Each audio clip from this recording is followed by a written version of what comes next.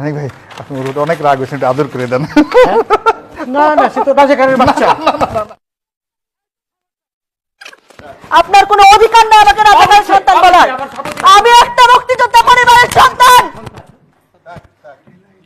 আপনি আমার সাথে আপনার কোনো অধিকার নেই আমাকে রাজাকারের বাচ্চা বলার। 100 ভাগ আছে। আমি একটা মুক্তিযোদ্ধা পরিবারের সন্তান।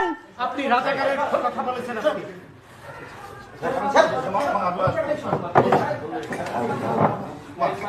আপনি